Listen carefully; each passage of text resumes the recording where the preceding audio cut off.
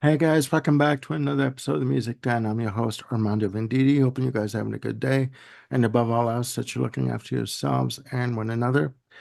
Ladies and gentlemen, we want to welcome you to Mission Impossible, um, a young person's guide to Weird Al Yankovic. Now, before I get into everything that's going to happen in this episode, I want to welcome to the channel again, Mr. Jim Bricker. How's it going, Jim? Doing fine, Armando. Thanks for having me back. Thanks for being a part of this, Jim. And also Mr. Chief Ken instigator. Cheshire. How's it Yeah, going, Ken? it's going well, Armando. Thank you. Glad that you're here. Now, ladies and gentlemen, Mission Impossible, a young person's guide to Weird Al Yankovic. Now, this idea was completely Jim Bricker's. So, yes, he is the culprit for Or this the episode. genius. Or, depends on how you look at this. Now, ladies and gentlemen, and I must tell you that for Weird Al Yankovic, I kind of lost track of him as an artist around the 90s, like early 90s, because there were videos that he had done that, for example, Amish Paradise. I was going to say Amish Paradise, that aired on Much Music quite uh, heavily and in video rotation. But other than that, I completely lost track of what he had done. So, Jim has graciously agreed to lead this episode. So without further ado, I will pass the virtual mic over to Jim and he'll take over the reins. All Jim. right.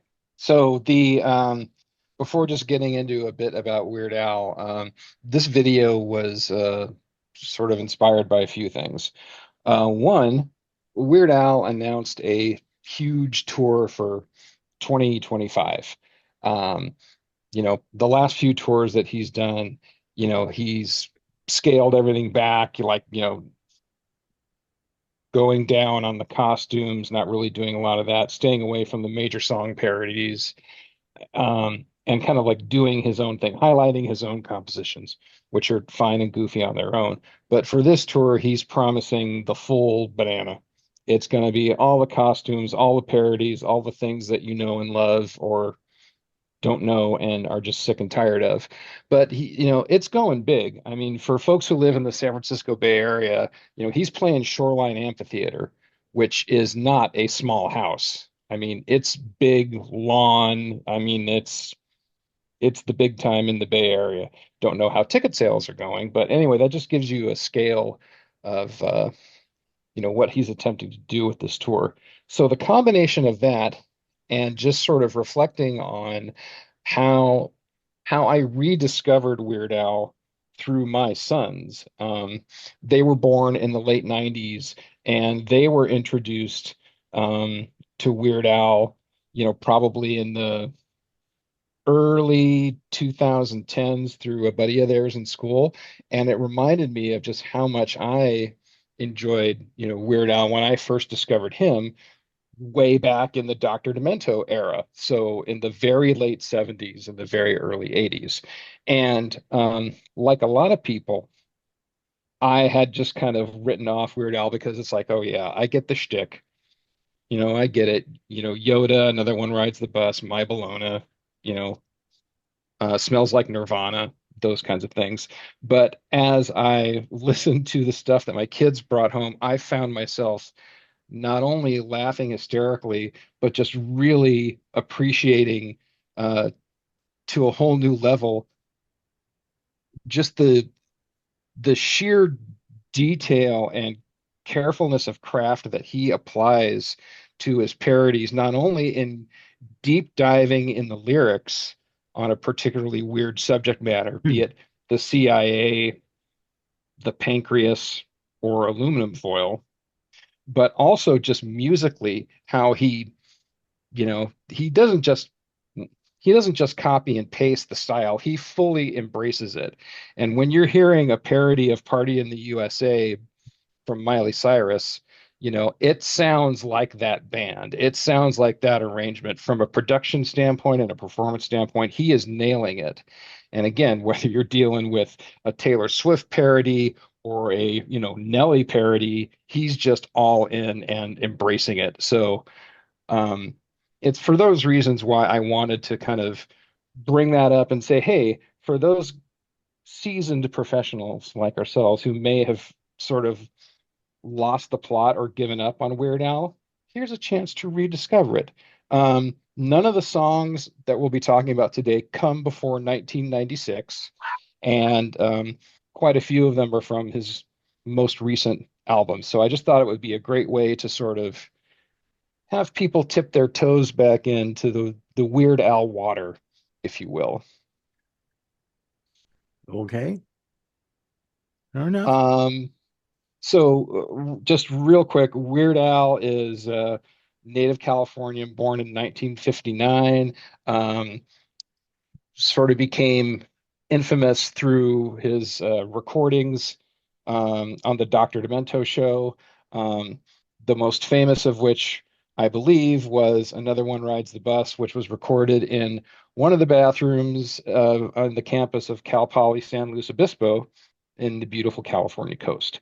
And in the last couple of years, there's been it was a movie that was released on the Roku channel, like the Weird Al story. And again, just really, really hysterical. Daniel Radcliffe playing Weird Al, and it's, Weird Al imagining himself kind of helping launch Madonna's career and how Madonna was an operative for the Contras down in El Salvador. And it's just like completely goofy. Um, Nothing with Weird Al should be taken seriously. So this is hopefully going to be a fun little discovery of 10 tracks from the Weird Al world. Okay, all right. Any anything you want to say, guys, before we jump in? Are the links to the playlist listed below? I hope they will be. They will Okay. be. Okay. They will be. All right. That helps. Because it's more fun to actually hear the music than to hear us talk about it, I assure you. That's right. That's right. We will put the links down below to the playlist. Okay, So, super. So um, let's sorry, yeah. you were asking for comments. I mean, I did listen to the list last night after putting together the mammoth extended edition of the ranking the albums for Genesis. Um, Pack a lunch when you watch it, guys. And a dinner. I did notice that he does pay close attention to harmony vocals, like Hmm. tight harmony vocals. He does it all himself, which I found quite interesting and quite intricate on a couple of them, on a Yeah. couple of the tracks. So Yeah, I will, and I will I say think that. okay, so and the kickoff track, of course, is the perfect example of that. It's a track called "Since You've Been Gone," which was from 1996. It's a completely a cappella track, Yep. and um, it highlights the fact that yes, he actually can sing, even though there's this weird nasalness to his voice here and there. Yeah. But not only does it show his kind of technical skill as an artist and an arranger, um, a singer and an arranger, excuse me, but it also kind of highlights just the goofiness of it in a couple of different things. So the song you think is about true love gone wrong, and in all of the goofy, semi-immature ways that Weird Al kind of sings about that, you know. Um, Yeah. and I'm not going to get into all of the stuff about that, but Weird Al definitely has this juvenile streak about him to his humor, which is kind of fun and endearing in a Three Stooges way, but it never crosses into, the Frank Zappa territory where it's really just kind of becoming a bit tasteless here and there. It's always good natured and it's always fun. And I think since you've been gone, to me, it seemed like a good way to kind of start off the playlist for you guys because it's short, it's punchy, it's catchy, and it's got a nice little twist at the end of it that if you're paying attention, you're like, okay, I see where this guy is going from there. So Hmm. that was the intention of starting off this list with this upbeat a cappella twist of a song. Yeah. What'd you guys think about it? Again, for me, I noticed the tight harmony vocals that he can do. There's a lot of layering of vocals going on in terms of harmony. Um, just good use of harmony on this track. That's all. The fact that it's a cappella and he can sing, even though it is a bit it is nasal in its delivery, but he can sing. So Hmm. can Yeah, all of these songs are excellent in their attention to detail. Um, good one. No. particularly when it comes to the various genres, whether it's a parody song of someone else's material or if it's an original. And Since You've Been Gone is a perfect example of that in a 50s almost doo-wop style. Yeah. That's like you say, full a cappella. Many of these songs, he doesn't hold back on the harmonies, on the close and tight harmonies.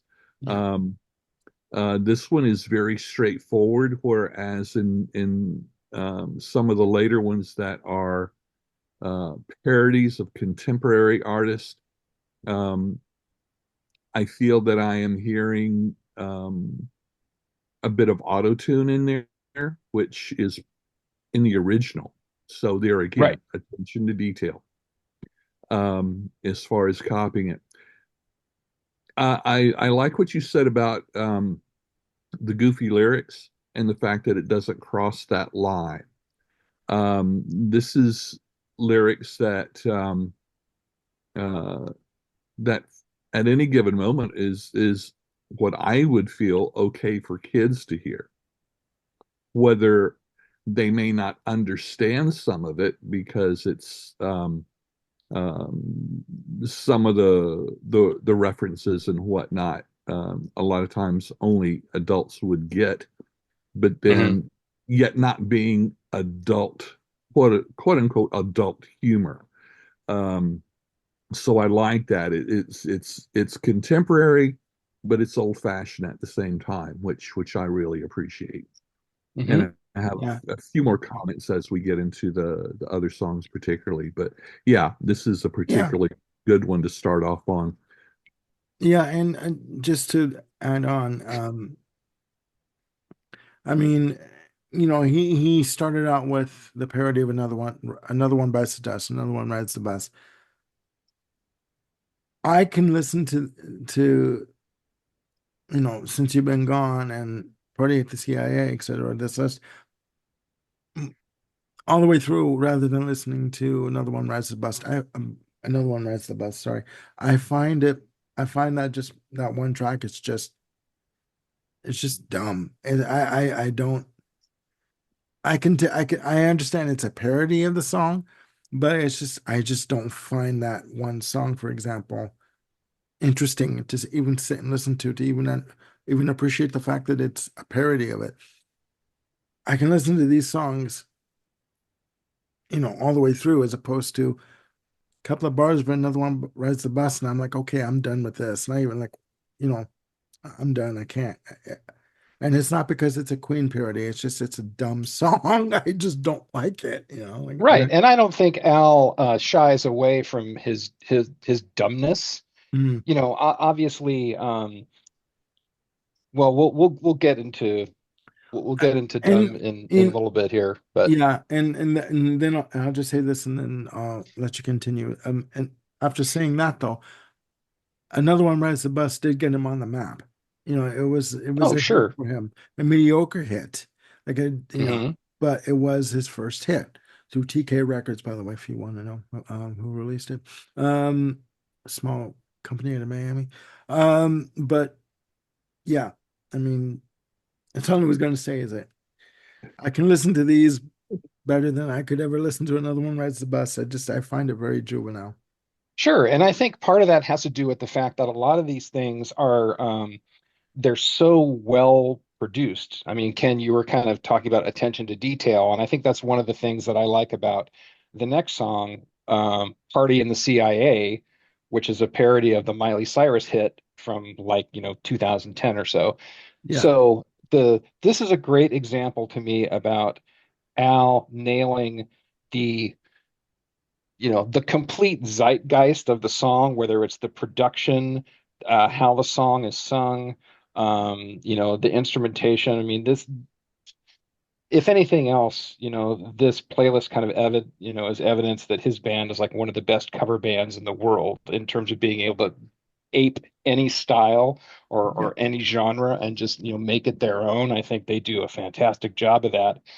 The other thing about Party in the CIA, just in the detail, it is goofy, but all the things that they're covering about there is just like funny stereotype things you would think about the CIA. Deposing leaders of other countries. Waterboarding isn't funny, but the way it's kind of talked about here, it is. And the fact that this guy chose this career because they've got a better dental plan than the FBI. I mean, there's just these things that kind of come out of left field, which are um, unexpected, but yet they're just totally nailed and into the genre and or the Mhm. subject matter that he's talking about, and it just makes kind of a complete immersive picture, and you're kind of even forgetting about the fact that it's a parody of a Miley Cyrus song, just because he just goes so wonderfully deep and goofy into the subject matter. So I kind of set this one a second to kind of show the modern perspective of Weird Al of what he's doing musically and just how deeply he's nailing, whatever topic he's choosing to parody with. Yeah. Yeah. Um, I just wanted to add something. Something came across my Facebook feed the other day, and it was a picture of Weird Al, and it said, I was going to do a parody of Under Pressure, but Vanilla Ice beat me to it. Okay. There you go. So I thought, okay, all right, there you go. Even, hints. Okay. But no, I understand what you're saying. I understand. Hmm. He Yeah, and he does pay close attention to detail with right. these reproductions, let's say, uh, Yeah, it, of it these it songs. it's an appreciation of the craft. I mean, we've all got, Yeah. some pretty good ears over, for all our, music listening over the decades. And I thought that was just a particular thing to kind of appreciate the commitment to craft on Hmm. this. Hmm. Yeah. To me, since you've kind of brought it up, talking about lyrics, um, he is incredibly, um, for want of a word, incredibly talented, as you say, about whatever the theme of the video is or the song is. Um, in this case, the CIA. To me, Weird Al has always been the comedy version of Elvis Costello when it comes to lyrics. Um, That's interesting. because Yeah. whatever the theme of the video is, whether it's Party in the CIA, Amish Paradise, especially to Trash Day, um, I'm amazed he could come up with so many lyrics that are spot on with whatever that theme is.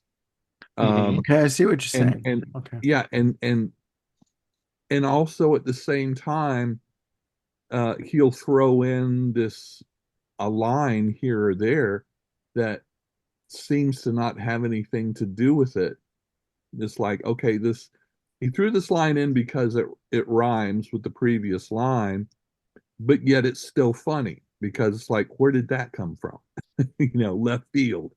Um, so as someone, oh gosh, who has tried to write songs for so many decades, lyrics has always been the most difficult for me to I write. hear you.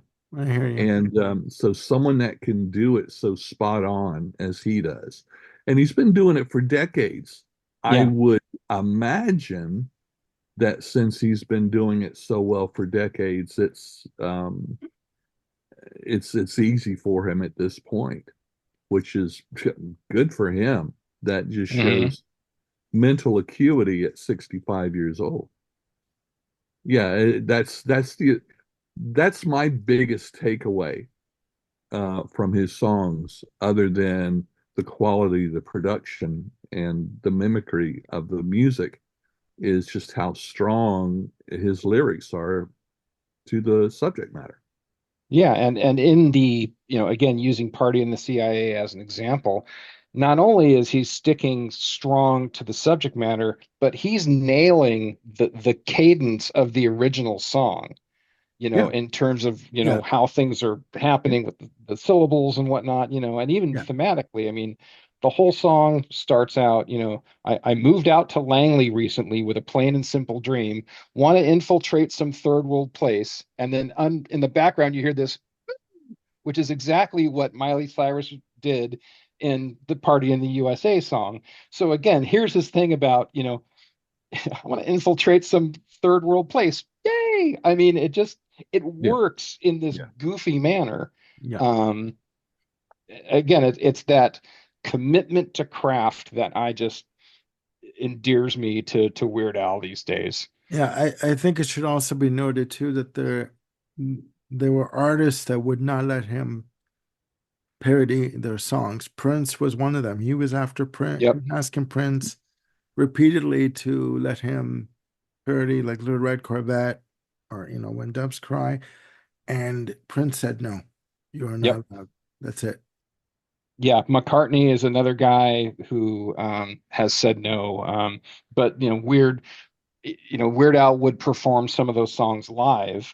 Um, his parody of Live and Let Die was called Chicken Pot Pie, and he would do that live. Um, And just to be fair, I mean, I can understand an artist not wanting him to parody a song. I mean, because to them, this is serious business. This is their livelihood. mhm. They don't want people to, I guess, in their eyes, to satirize or like, make fun of what they do for a living. So Exactly. I can get that. I understand that. But sorry, you can continue with your Well, point. no, and then the other side of that coin is, when he approached Nirvana about, doing a parody of Smells Like Teen Spirit, they were beside themselves with joy. It's like they felt like they finally made it, that, Weird Al would want to do one, a version of one of their songs. And Yeah, so it kind of swings both ways.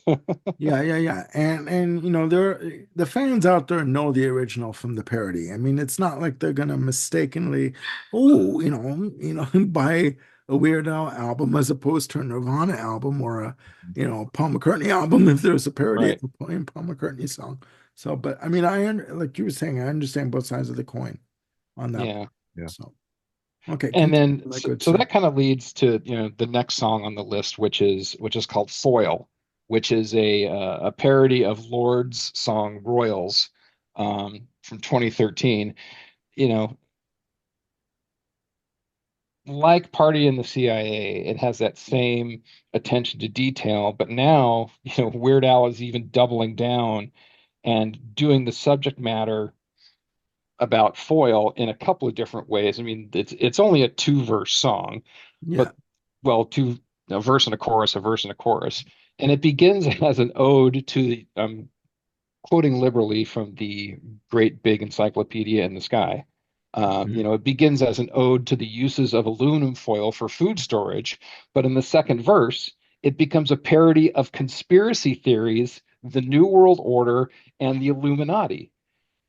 And, in the video, you can see him. He's got his tinfoil hat on, Yeah. and he's just, fully embracing it. And again, it's just that kind of attention to detail where, he saw a couple of different ways to approach the song and just nailed it. Hmm. Absolutely nailed it. Yeah. Um, Yeah. Going back in time, all about the Pentiums, which is, I gotta say, I again, like that video. I like that video. That it is a cool video. I mean, Yeah, I mean, I had heard of the original, All About the Pentiums, which is a Diddy, whatever. He's it's Sean a, Puff it's Daddy Combs, it's P Diddy, it's whoever no, he it's all is. about the song is all about the Benjamins, Yeah. Oh, what did I say? all about the Said Pentiums. Pentium. Yeah, you Ah, yes, repeated All it. About So the Benjamins. Thank you. okay, I'm stuck with Weird Al on the brain. all right. Um, and again, it's this obsession that that that this the narrator has about computer hardware. And, it's all filled with references to Intel and HP and Bill Gates and, Yeah, what kind of chip you got in your computer, a Dorito? I mean, it's just, and it's taken this sort of the rock remix version of All About the Benjamins and just going full in and, it about being a computer hardware geek. I mean, I Yeah. don't know who would think about doing this kind of thing. I mean, I guess it all starts with, okay, what rhymes with Benjamin? Pentium, maybe? And then just kind of, again, taking that subject matter and just deep diving into this just manic appreciation of the subject matter. yeah. I will say he does dive in head first, like into whatever subject matter he's going to sing about. He does wear it on his sleeve. He feels 100%, 1000% that this is what he's going to do, and he fully supports what like he believes in what he's doing, Yeah, whatever it is. So I get what he's saying. It's a funny right. video, guys. Check it out on YouTube. Go ahead. Yeah. And I It's think is that what's on the yeah, is that what's on the YouTube list. playlist? Yeah, Okay. All right. Um, the next one is, Amish Paradise, which I just felt like I had to put in there because it's just so perfectly done. Fool. Um, yeah, he's taken on Gangsta's Paradise, which of course is a reworking of Stevie Wonder's Pastime Paradise. So it's kind of like, yeah. the song is the gift that keeps giving. And again, it's just it's a further example of just how deep into the style and the genre he's going to go to sell it. And no And one can again, pull off a cameo like Florence Henderson. I'm sorry. Mrs. Florence does a Brady. wonderful I'm job in the sorry. video. Mrs. Brady. There you go. Boom. Absolutely. You know, like can't get Michelle Pfeiffer, get Florence Henderson. I mean, like, willing to Why do not? so, right? I mean, so And that just reminds me of, one of the lines in All About the Pentiums about, guys just sort of, you know, spending time in their basement staring at posters of Sarah Michelle Gellar. You know, yeah, uh, Again, that's just these little throwaway lines that just so perfectly capture the subject matter that he's singing about. And yeah, nerds back in that time, they were probably had this unhealthy obsession with Buffy the Vampire Slayer, and it all works into the mode that he's singing about. yeah, he captures pop culture in a snapshot of a song when he does a song, he does capture references to pop culture at the time that are relevant at the time. So yeah, I get, Hmm. I get what you're saying. Yeah. Um, so, we just touched on Amish Paradise.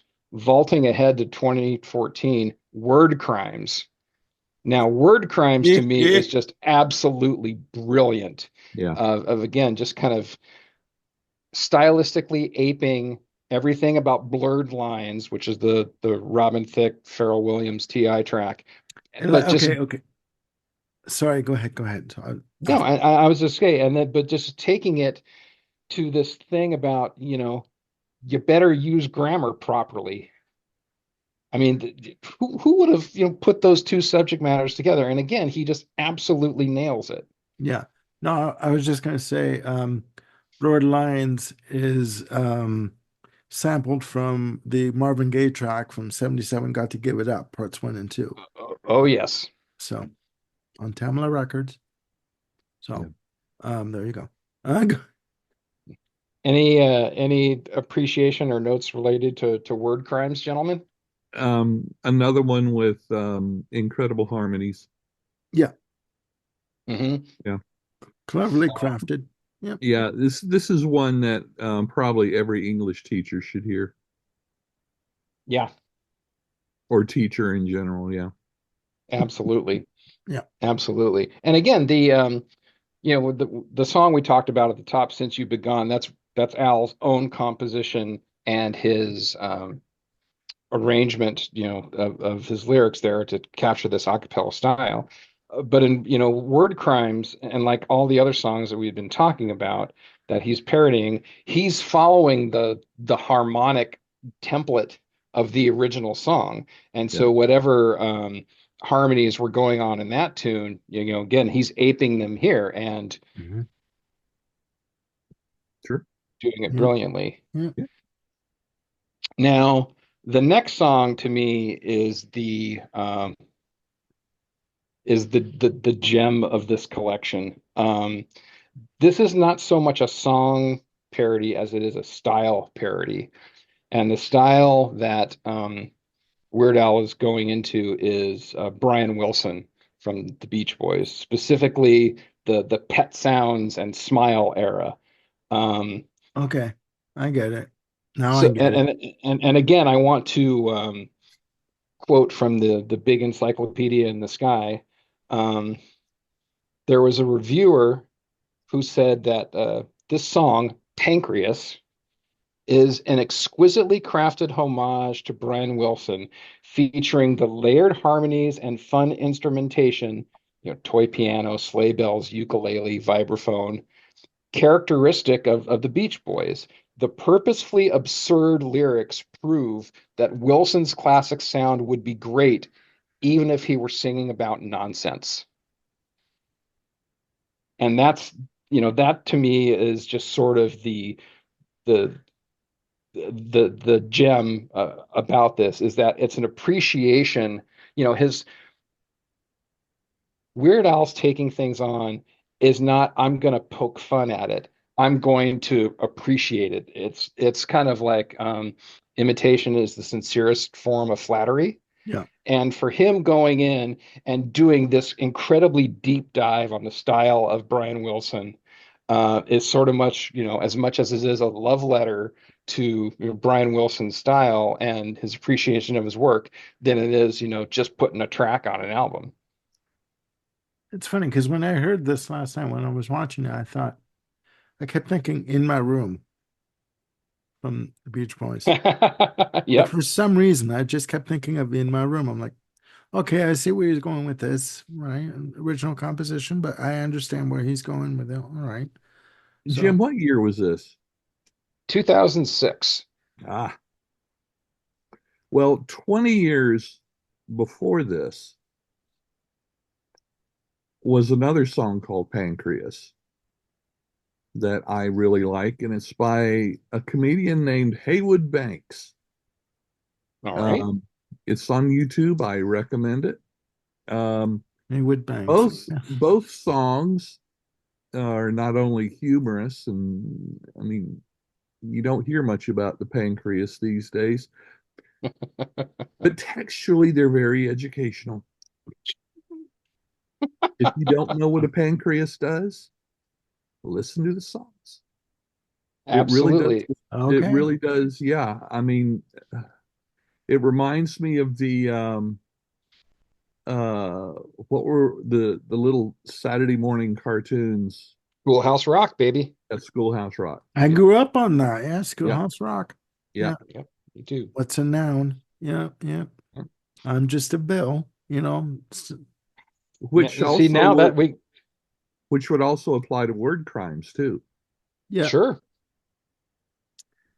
Yeah. Don't get me started on Schoolhouse Rock, guys. We're going to go off in a whole other territory. No, let's save it for That another might be another episode, video. Armando. Yeah, yeah. Yeah, exactly. Exactly. The top 10 Schoolhouse Rock. We'll talk about that. Okay, go on. We will talk about that. Okay. Um, so the so the remainder of the list is kind of equally diverse and goofy. Trash Day Yeah. is a parody of Hot in Here with two R's by Nelly.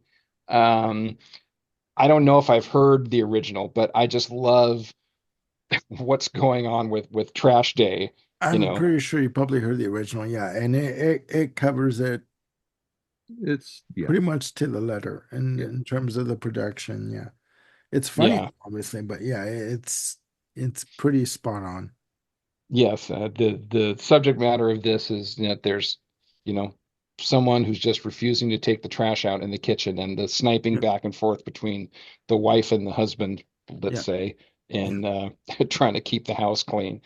Um, Very funny. The penultimate track here is White and Nerdy, which is just too good not to highlight.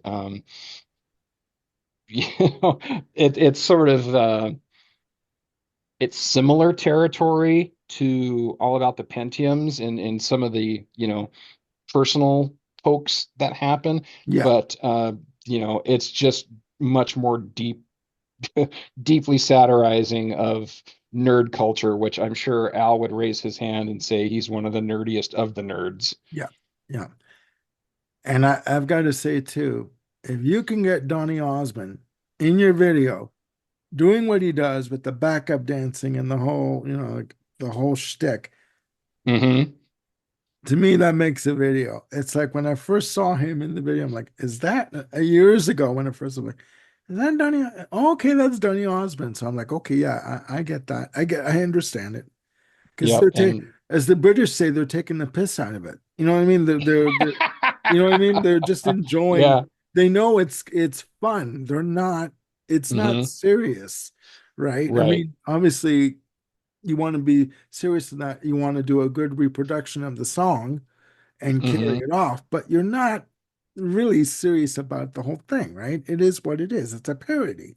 So just have Exactly. fun with it, you know. And my hat is off to Donny Osmond for allowing himself to kind of be the epitome of white and nerdy. Guys, watching, if you haven't seen White and Nerdy, he is in it. Donny Osmond is committed Hmm. to this video. He should be committed probably after doing the video. But I mean, he is committed to his role in this video. I'm telling you right now. Like it's hilarious, when you Yeah. see it. But yeah, Well, that's the way he's always been, though. yeah, I mean, all you got to do is look up clips from the Donnie and Marie show. yeah, He wasn't Mm, afraid to yeah. He was always get as the silly as he foil. could. Yeah. Yeah, that's yeah. true. But don't look up the version of Donnie and Marie doing Reelin' in the Years. Please don't.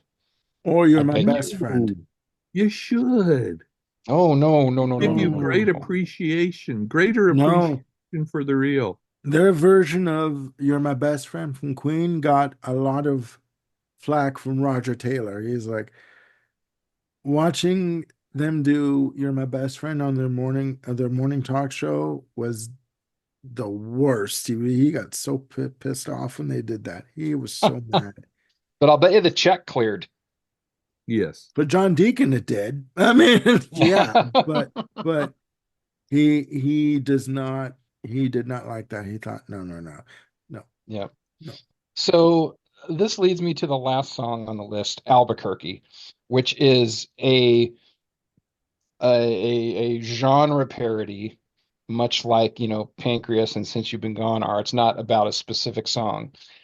It is a song, though, that could test the limits of your patience at 11 and a half minutes of this upbeat, just kind of hard driving, garage rock narrative type of thing. I listened to 4 minutes of it. I was done. I was done. I got the sentiment of the track. I knew what was going on, the gist of it, whatever you want to call it. Ladies and gentlemen, I was done. Couldn't do it. Couldn't do it. Couldn't do it. And did you make it through? Yeah. But even when I started off, I was very disappointed because Okay. when I see the name Albuquerque, I think of Bugs Bunny. Okay. Okay. That's where I was hoping it was going to go. I But mean, the cover of the album, I think it's the album's called Running with Scissors, and the cover of Yep. him running in like doing a race with two pairs of scissors in his hands, like stretched. That's funny, but other than Hmm. that, this is the weaker track of the entire list. I'm sorry. I just Yeah, But there I agree. again, good harmonies. Well, yes, yeah, yes. yeah. So yeah, very consistent when it comes to that. I know for myself, I have to be in the right place to sort of take on all 11 and a half minutes of this song, but it's very much it's worth the journey to me, just how it ends up and just the fact that it goes in this kind of seemingly nonsensical stream of consciousness place, but ends up sort of looping around to the end to have it Mhm. all come full circle. It's it's just incredibly ridiculous and goofy. And for those who have the Constitution, well, you can test the metal of your Constitution by listening to the track that's on the playlist here. Yeah. The other um, the other thing that comes to mind regarding Al's longer tracks is that um, and this ties back to people who said no to parodies. Jimmy Page has famously said no to Weird Al parodies, but there is a track here um, called "Trapped in the Drive-Through" that Weird Al has done, which is a parody of another song that escapes my mind right now. Um, but in the song, as they're sort of trapped in the drive-through, he and his wife, as they're, debating about what they're going to get, decide to turn on the radio.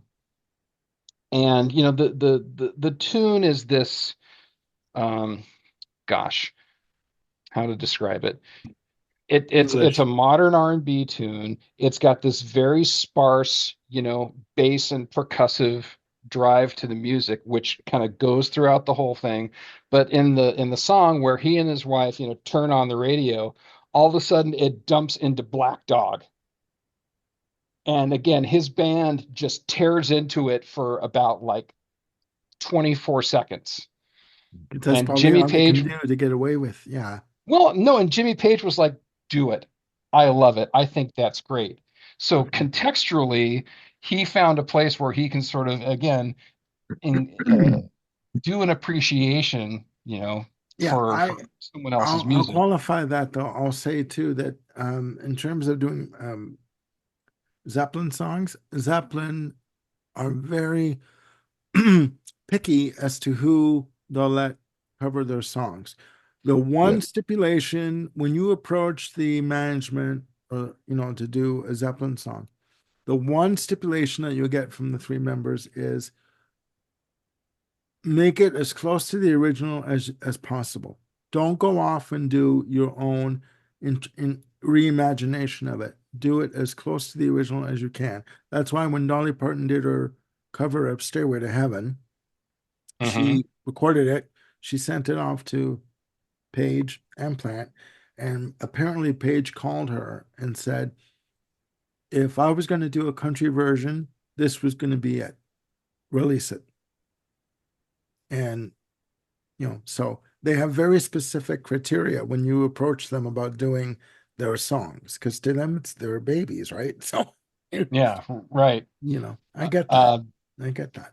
and just looking through the notes here, just to close on this one, Yeah, it's a parody of an R. Kelly song called "Trapped in the Closet," and he's one to the talk. Black Dog interpolation pops in at about 6.5 minutes, and it was all recorded by Yankovic's band, and it's one of it's the difficult portion of the song where one guy's playing an eight and the drums are playing in six or five or something, and they didn't pick the easy part to Yeah. parody. So So what you're saying is the intricacies of the arrangement of that certain part of the song, they were able to perform spot on. Is that what you're saying? yeah, yeah, and again, it just kind of goes to the my assertion that Weird Al's band, who have been playing with him since the '80s for I think almost everyone, they're probably the greatest cover band in the world because they can tackle anything. And, with rehearsal, I'm not saying that they just fall out, it just falls out of their fingers naturally, but they can pretty much take anything and make it their own. Mhm. Yeah, no, So I guess that's absolutely.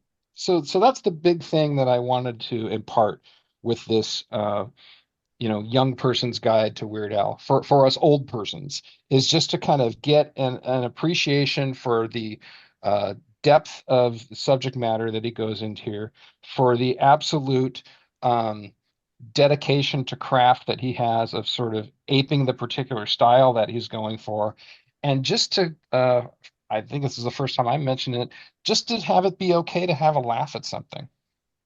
Again, his humor isn't vicious. It's not prurient like Zappa could be. It's just it's family appropriate. Mhm. Again, the waterboarding and the CIA song, I mean, it's like one line, and people may be like, "Oh, I don't want to have my kids listen to a song about toppling No, no, regime." no. Well, I do agree with you. Weird Al Yankovic's music is kid appropriate. It's not vulgar in terms of, language used or whatever, so or subject matter. So it is appropriate for all audiences, Yep. I if think you're the only into, caveat that I could put to that is that usually in every album he includes a polka medley. His primary instrument being the accordion, yeah, polkas are there, and usually what he will do in his medleys is take um, songs that are very modern and polkaize them.